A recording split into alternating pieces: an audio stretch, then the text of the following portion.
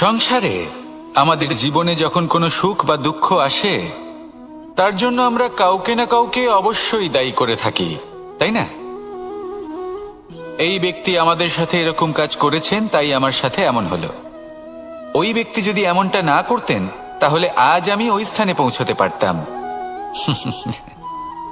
সবই আপনার দৃষ্টিভঙ্গির ওপর নির্ভরশীল, আর যদি আপনার দৃষ্টিভঙ্গি এমন হয়, তাহলে তা অনুচিত। সত্যি কথা বলতে, এই সংসারে ভিন্ন ভিন্ন ধরনের মানুষ আছে। এটা আপনার উপর নির্ভর করছে কিভাবে তাদের স্বাগত জানাবেন। একবার ভাবুন, আমি আমার দুটো হাত সামনে নিয়ে এলাম, দুটো মুঠো খুলে দিলাম। দুই প্রকারের মানুষ আসবেন, কিছু না কিছু দিয়ে যাবেন। এই মুঠো যদি আমি বন্ধ করে দিই, তাহলে না কেউ আমাকে কিছু দিতে পারবে, না আমার কিছু যাবে আসবে। নিশ্চয়ই বুঝতে পারছেন এই দুই ধরনের ব্যক্তি কারা এবং তারা কি দিয়ে যান। আমি যদি নিজের মুঠো খুলে দিই, তাহলে কিছু ভালো মানুষ আসবেন, আমাকে আনন্দ, সন্তুষ্টি, জ্ঞান প্রদান করে যাবেন, ভালো অভিজ্ঞতা দিয়ে যাবেন। কোনো খারাপ ব্যক্তি যদি আসেন, তাহলে তিনিও খারাপ অভিজ্ঞতা দেবেন, যার থেকে আমি শিক্ষা লাভ করব। এই সব কিছু আমি লাভ করতে পারি। মুঠো যদি বন্ধ করে রাখি, তাহলে আমি কিছুই পাবো না। দেখুন, এই সংসারে প্রত্যেকের জীবনে এইরকম। প্রত্যেকের জীবনে সবকিছুই আছে, ভালো খারাপ দুই মানুষই আছে। ভালো অভিজ্ঞতা আছে, খারাপ অভিজ্ঞতা আছে। নির্ভর করছে আপনার উপর যে আপনি কি করবেন। এনাদের স্বাগত কিভাবে জানাবেন, কার থেকে কি বুঝবেন, কি শিখতে পারবেন, আর কোন দৃষ্টিভঙ্গি নিয়ে অগ্রসর হবেন। এটাই নির্ধারণ করবে যে আপনার জীবন কেমন হবে। আসুন আমার সাথে ভালোবেসে বলুন, রাধা রাধা। জীবনে যখন কোনো ব্যক্তি নিজের লক্ষ্য প্রাপ্তির জন্য নিরন্তর পরিশ্রম করতে থাকেন, চেষ্টা করতে থাকেন, তখন তিনি কষ্ট অনুভব করেন। কখনো শারীরিক কষ্ট, কখনো মানসিক কষ্ট। এবার উনি এটা ভাবতে থাকেন যে আমি কি উচিত করছি নাকি অনুচিত করছি। কারণ অন্যদিকে এমন একজন ব্যক্তিও আছেন যিনি একদমই পরিশ্রম, চেষ্টা করছেন না। তিনি মদিরা পান করেন, বিলাসিতায় জীবন কাটান, অলস প্রকৃতির হয়ে ওঠেন, নিদ্রাতে বিলীন হয়ে থাকেন আর ভাবেন যে তিনি সুখ লাভ করছেন। কিন্তু এরকম কেন হয়? কারণ যখন আমরা সৎ পথে থাকি, উচিত পথে চলি, লক্ষ্য প্রাপ্ত করার জন্য চেষ্টা করতে থাকি, তখন আমাদের ভেতরে থাকা নেতিবাচক শক্তি এবং পাপ এই দেহকে ত্যাগ করে দেয়। আর এই অনুভূতিটাই আমাদের দুঃখের অনুভূতি দেয়, কষ্ট দেয়।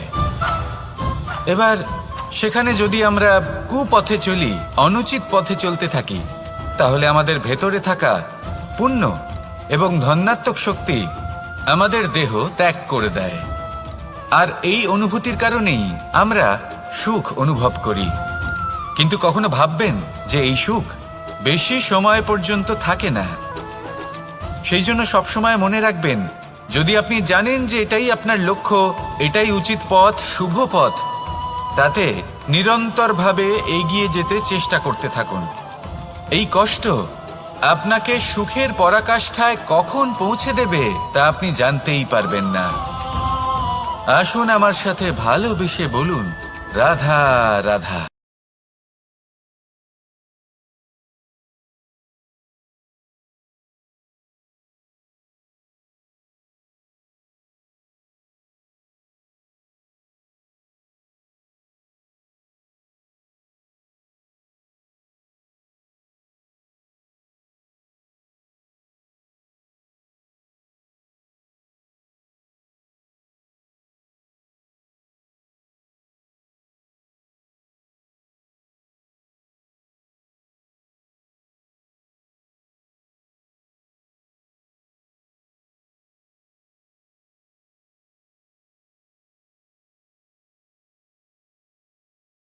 বর্ধন করছে কিনা, তাকে ভালো দেখাচ্ছে কিনা, প্রসাধনের জন্য সেটা ব্যবহার করা ঠিক হবে কিনা। অর্থাৎ হীরের উপস্থিতিতে দর্পণের গুরুত্ব কম হলো না, দর্পণের কারণে হীরের মূল্য বোঝা গেল। আমাদের জীবনেও ঠিক এরকমই ঘটে। আপনারা যদি সংসারে নিজের আশেপাশে দেখেন, এমন অনেক মানুষ দেখতে পাবেন যারা নিজেদের ক্ষেত্রে মহান স্থানে পৌঁছেছেন, নিপুণ এবং শ্রেষ্ঠ হয়েছেন। আর তাদের মধ্যে আপনার নিজের মনে হয় যেন আপনি হলেন দর্পণ। নিজেকে ছোট মনে করবেন না। আপনার মূল্য কম হচ্ছে না, আপনার নিজস্ব মূল্য আছে। আর যদি আপনার অস্তিত্ব না থাকে তাহলে ওনাদের অস্তিত্বের মূল্য সংসার বুঝতেই পারবে না। জীবনে সবসময় চেষ্টা করবেন যাতে আপনি আরো বেশি শ্রেষ্ঠ হয়ে উঠতে পারেন। আপনি নিজে যে স্থানে আছেন সেটাকে ছোট মনে করবেন না, তারও নিজস্ব একটা মূল্য আছে। যদি আপনি হিরে হয়ে থাকেন তাহলে অহংকার করবেন না, যদি আপনি দর্পণ হয়ে থাকেন তাহলে নিজেকে ছোট মনে করবেন না। আসুন আর আমার সাথে ভালোবেসে বলুন, রাধা রাধা। মানুষ জন্মগ্রহণ করে, তার সাথে ভয়েরও জন্ম হয়। ছোটবেলা থেকেই আমাদের মনে কোনো না কোনো প্রকারের ভয় থেকেই যায়। কেউ এই বিষয়ে ভয় পায় যে তার কোনো বস্তু তার থেকে দূরে চলে যাবে, কেউ এই বিষয়ে ভয় পায় যে আমি নিজেকে হারিয়ে ফেলব, কেউ এই ভেবে ভয় পায় যে আমার প্রিয়জনেরা তারা যেন আমার থেকে দূরে না চলে যায়, কেউ এই ভেবে ভয় পায় যে আমরা যেন পথ না হারিয়ে ফেলি, আদি ইত্যাদি। কিন্তু সত্যি কথা বলতে ভেবে দেখুন, এই ভয় বাস্তবে কি? শুধুই একটা মনস্থিতি, আর কিছুই নয়।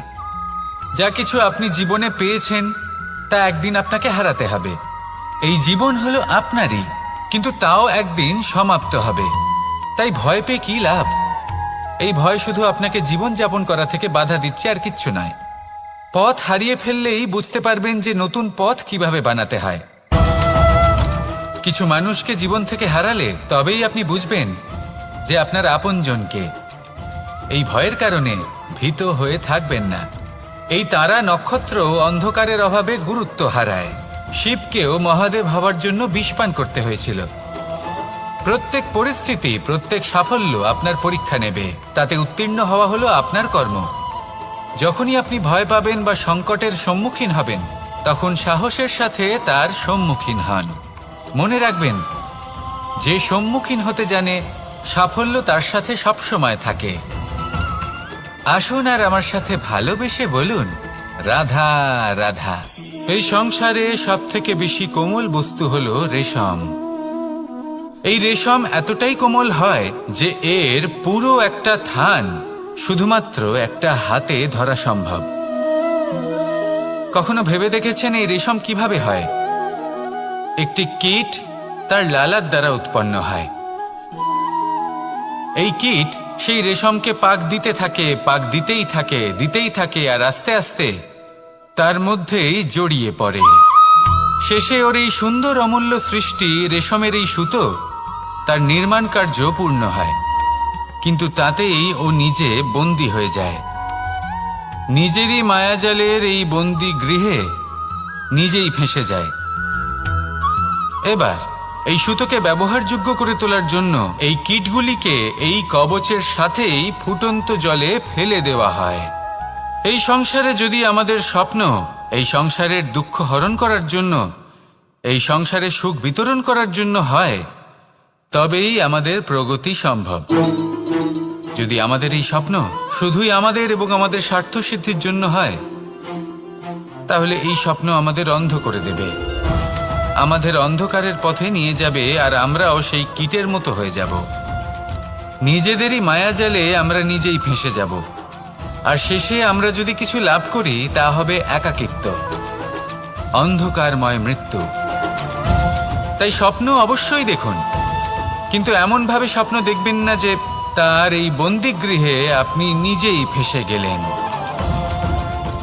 স্বপ্ন দেখুন পরোপকারের, পরমার্থের, সবাইকে উদ্ধারের, অন্ধকারের নয়।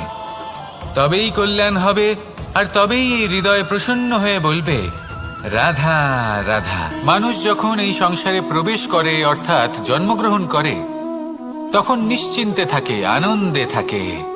কিন্তু যেইমাত্র তার মধ্যে বোধশক্তি আসে, তখন সে চিন্তা করতে শুরু করে।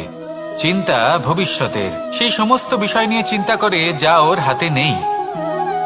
তারপর বড় হয়, বিবাহ সম্পন্ন হয়, গৃহস্থ জীবন যাপন করে, তারপর আবার চিন্তায় মগ্ন হয়ে যায়। ভাবে, এই যে আমার পরিবার, আমি কি ঠিকমতো তার খেয়াল রাখতে পারছি? কাল যখন আমি এই সংসার থেকে চলে যাব, তখন আমার এই পরিবারের দেখাশোনা কে করবে? শেষ পর্যন্ত এই পরিবার তো আমারই উত্তরদায়িত্ব। যাক, আপনাকে একটা প্রশ্ন করি। এই সংসারে আসার পূর্বে আপনি কি এই প্রশ্ন করেছিলেন, এটা ভেবেছিলেন যে আমাকে ছাড়া এই সংসার কিভাবে চলবে? করেননি, তাই তো? তাই আপনার এটা নিয়ে দুশ্চিন্তা করার প্রয়োজন নেই যে আপনি যখন এই সংসার ত্যাগ করে চলে যাবেন তখন কি হবে। আপনি যখন ছিলেন না তখনও এই সংসার চলছিল, আপনি যখন এই সংসার ত্যাগ করবেন তখনও এই সংসার চলতে থাকবে।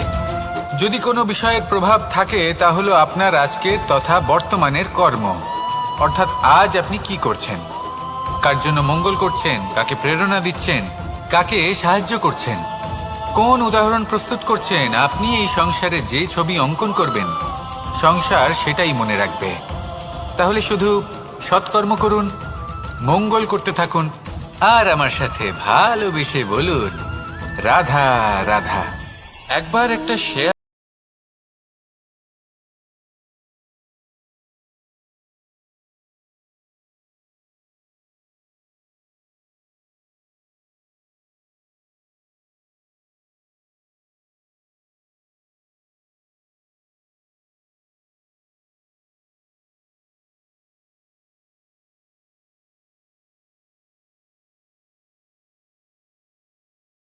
কিন্তু সেখানে শেয়াল বলল, আমি তো এরকম কিছু করিনি। কিন্তু যদি আপনি এরকম বলেন, কোনো প্রমাণ দিন, এর কোনো সাক্ষী আছে? তখন রাজা সিংহ পেঁচাকে ডেকে পাঠালেন, যে সেই মুহূর্তে বৃক্ষের শাখার ওপর বসেছিল, সে সব কিছু দেখেছিল। পেঁচা সব সত্যি কথা বলল, আর শেয়ালকে মৃত্যুদণ্ড দেয়া হলো। এবার এই কাহিনী আমি আপনাকে কেন শোনালাম? কারণ মানুষও কখনো কখনো এরকম কর্ম করেন যা শিয়াল করেছে। এটা ভাবেন কেউ দেখছে না, যখন আমি অনুচিত কর্ম করতেই পারি। কিন্তু না, আপনি যাই করুন না কেন, কেউ না কেউ অবশ্যই তা দেখছে। কোনো ব্যক্তি না হলেও কোনো প্রাণী, না হলে কোনো যক্ষ বা দেব বা প্রেত। যদি এনারা কেউ না দেখেন, তাহলে ধরিত্রী মাতা দেখেন, যেখানে দাঁড়িয়ে আপনি সেই কর্ম করছেন, তাই না? তাই একটা কথা সবসময় মনে রাখবেন, কে দেখছেন কে দেখছেন না সেই বিষয়ে ভাবা ছেড়ে দিন। এটা খুব সহজ কথা। আপনি যদি উচিত কর্ম করেন উচিত ফল পাবেন, যদি অনুচিত কর্ম করেন তাহলে আপনি অনুচিত ফল অবশ্যই পাবেন। সেই জন্য উচিত পথে চলতে থাকুন, উচিত কর্ম করতে থাকুন, আর আমার সাথে ভালোবেসে বলুন রাধা রাধা। সুখ, দুঃখ এবং শক্তি, এই তিন হলো এই সংসারের ত্রিদেবের মতো। আমাদের জীবনে যা কিছু ঘটছে এই তিনটির ভিত্তির উপরেই হচ্ছে।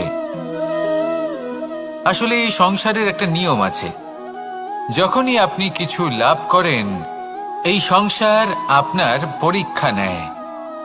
এটা জানার জন্য আপনার পরীক্ষা নেয় যে আপনি যা কিছুই লাভ করেছেন আপনি কি আদৌ সেটার যোগ্য।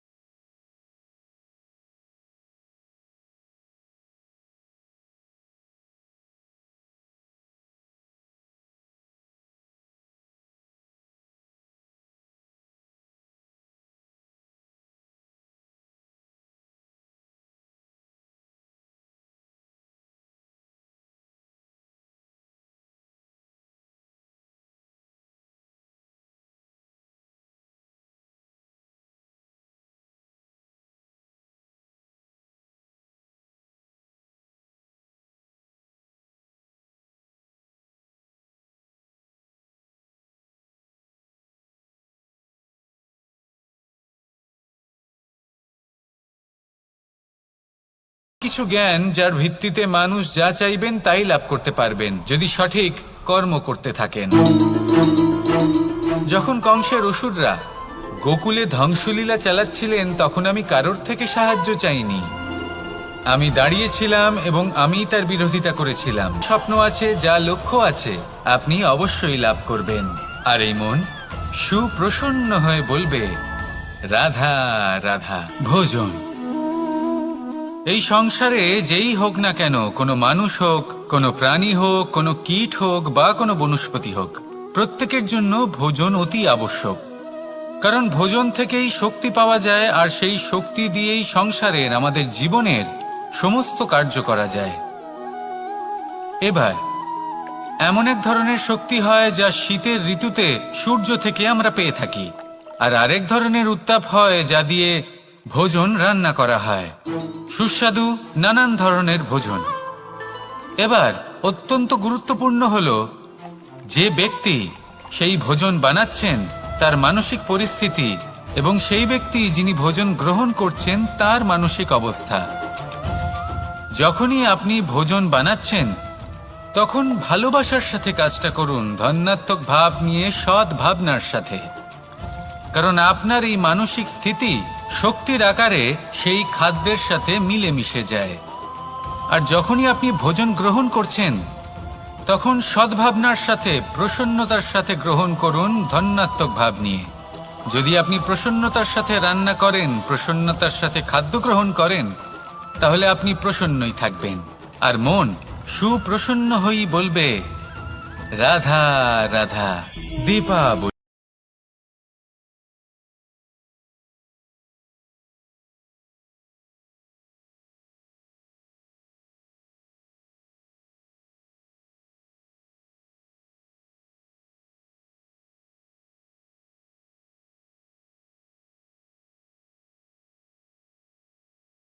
অযোধ্যায় সহস্র প্রদীপ প্রজ্বলিত করা হয়েছিল এই উৎসবে। একে আমরা দীপাবলি বলে থাকি। এবার এই বিষয়ে আমরা সকলে জানি। আপনি কি এটা জানেন যে শ্রীরাম বাস্তবে অমাবস্যার এক রাত আগেই অযোধ্যায় পৌঁছে গেছিলেন? সবার সামনে অমাবস্যার রাতে এসেছিলেন। এর কারণ কি? শ্রীরাম প্রমাণ করতে চেয়েছিলেন যে যে কোনো সময়, দিন হোক বা রাত, শুভ বা অশুভ হয় না। শুভ অশুভ কিছু থাকলে তা হলো মানুষের চিন্তা, তার ভাবনা, তার নির্বাচন আর তার কর্ম।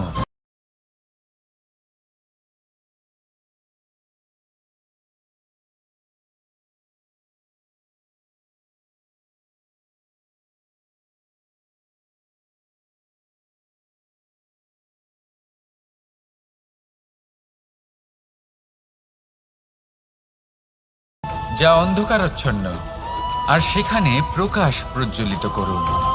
প্রকাশ সহায়তার, প্রেরণার, আশার।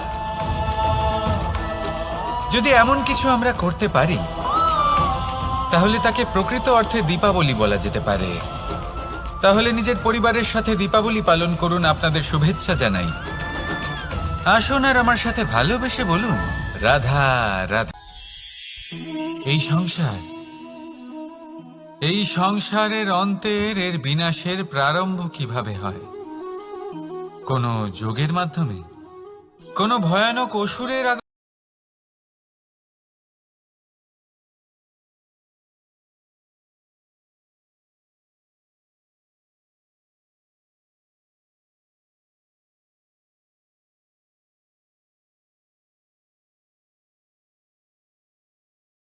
তুমি করেছো, এটা আমার, ওটা তোমার, আদি ইত্যাদি। এই ভাব যখন মনে বাসা বেঁধে নেয়, সর্বপ্রথম ঘর ভাগ হয়, তারপর বসতি, তারপর প্রাণ, আর তারপর দেশ, আর সবার শেষে সমস্ত সংসার ভাগ হয়ে যায়। আর এই ভাগ হয়ে যাওয়া শেষে মনোমালিন্যে পরিণত হয়। এখন এমত অবস্থায় কি করা যেতে পারে? কিভাবে বাঁচা যায় এই পরিস্থিতির থেকে? কিভাবে দূরে থাকা যায় এই বিনাশের থেকে? উত্তর সেই একটাই, করুণা। একে অপরের দরকার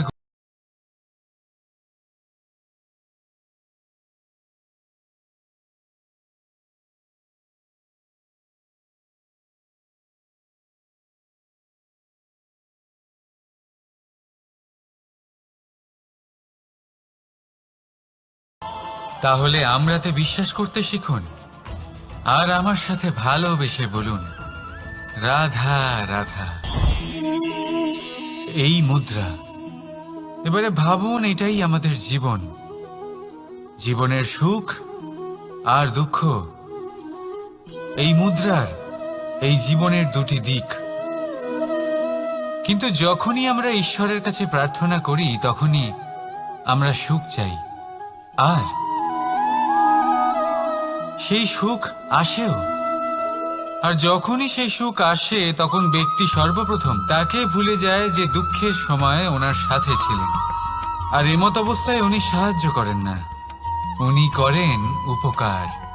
আর এই উপকারের বদলে মানুষের থেকে উনি নিজের জন্য শ্রদ্ধা চান। আর সেই শ্রদ্ধা, সেই চাহিদার কারণে উনি নিজেকে অন্যদের থেকে শ্রেষ্ঠ, অন্যদের থেকে ভিন্ন মনে করতে বিবশ হয়ে যান। আর আলাদা হবার কারণে তার মধ্যে জেগে ওঠে অহংকার, আর সেটাই হয় তার পতনের কারণ। এবার এতে কি করা যেতে পারে, কি চাওয়া যেতে পারে ঈশ্বরের কাছে? এই প্রশ্ন অবশ্যই মনে আসে। ঈশ্বরের কাছে চান সুখ, শুধুমাত্র ততটাই যাতে অহংকার না আসে, আর দুঃখ ততটাই যাতে শ্রদ্ধা না চলে যায়। রাধা রাধা। এই সংসারে এমন কিছুই নেই যে সব সময় একই থাকবে। যা কিছু নির্মাণ হয়েছে তা একদিন অবশ্যই ভেঙে পড়বে, কিন্তু এই ভেঙে যাওয়ার বিশ্লেষণ আপনি কিভাবে করবেন তা আপনার উপরে নির্ভর করছে। ওই আকাশের দিকে তাকান, ওই মেঘ, ওটাও ভেঙে পড়ে, কিন্তু নিজে ভেঙে পড়ার সাথে বর্ষাকে তৈরি করে যায়। মাটির ডেলা অবশ্যই ভেঙে পড়ে, কিন্তু ব্যবহারযোগ্য মাটির রূপ নিয়ে। এই ধরিত্রীর বুকে কোনো এক বীজ যখন ভেঙে পড়ে তখন ধরিত্রীর উপর এক বিশাল আকারের বৃক্ষ নির্মাণ করে। যদি জীবনে কিছু ভেঙে পড়ে তাহলে নিরাশ হয়ে পড়বেন না, নিজের সাহস হারাবেন না। ধনাত্মক দৃষ্টিভঙ্গি দিয়ে দেখতে চেষ্টা করুন। মনে করুন নিয়তি নিশ্চয়ই আপনার জন্য আরো ভালো কিছু ভেবে রেখেছে, যা ভবিষ্যতে আপনার প্রতীক্ষা করছে। ধনাত্মক চিন্তা ভাবনা করতে থাকুন, তারপর দেখবেন শ্রেষ্ঠ রচনা নিজেই তৈরি হবে। রাধা রাধা। চলতে থাকা, থেমে যাওয়া, বিশ্রাম নেওয়া, তারপর দম নিয়ে পুনরায় দাঁড়িয়ে পড়া, আর তারপর আবার সেই পথ চলা। এটা জীবনের অভিন্ন এক অঙ্গ, এটার থেকে আপনি পালাতে পারবেন না। কিন্তু এই অঙ্গকে আপনি নিজের জীবনে কিভাবে প্রয়োগ করবেন, কিভাবে তাকে কাজে লাগাবেন, সেই সিদ্ধান্ত আপনাকে নিতে হবে। যারা হেরে যান তারাও জীবনে থমকে যান, আবার যারা জেতেন তারাও দাঁড়িয়ে পড়েন। যারা হেরে যান তারা হাঁপিয়ে দাঁড়িয়ে পড়েন, যারা জিতে যান তারা দাঁড়িয়ে পড়েন সেই সর্বোচ্চ স্তরে পৌঁছে গিয়ে। এবার দাঁড়াতে তো আপনাকে হবেই, তা হতেই হবে। কিন্তু কখন কিভাবে দাঁড়াবেন, ক্লান্ত হয়ে নাকি সর্বোচ্চ স্তরে পৌঁছে গিয়ে, সেই সিদ্ধান্ত আপনার। অবশ্যই দাঁড়িয়ে পড়ুন, কিন্তু ক্লান্ত হয়ে নয়, কারণ আপনাকে পুনরায় দাঁড়িয়ে পড়তে হবে, পুনরায় যাত্রাপথে এগোতে হবে এবং সর্বোচ্চ স্তরে পৌঁছতেই হবে। রাধা রাধা। স্বপ্ন, আমরা জীবনে স্বপ্ন দেখতে থাকি, সেটা পূরণ করার পূর্ণ প্রয়াস করে থাকি। কিন্তু এই স্বপ্ন পূরণ না হওয়ার পরিস্থিতিতে আমরা ভেঙে পড়ি, ছিন্ন বিচ্ছিন্ন হই, আর তারপরেই বোঝা আমরা আগামী প্রজন্মের ওপর রীতিমতো চাপিয়ে দিই। আমরা এটাই মনে করি যে আমরা যেটা হতে পারিনি সেটা আমাদের সন্তান অবশ্যই হবে। আমরা যা কখনো পাইনি আমাদের সন্তান অবশ্যই তা পাবে। এটা যে অনুচিত সেটা আমরা ভাবি না, কিন্তু এটা ভুল, আর এই ভুল আমরা সকলেই করে থাকি।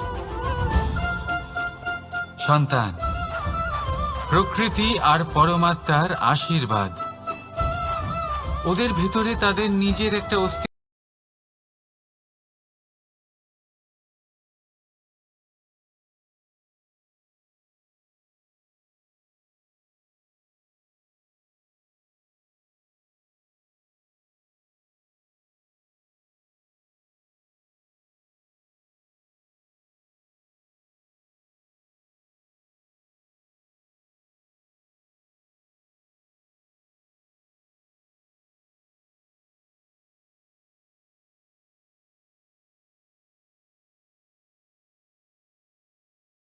রাধা রাধা।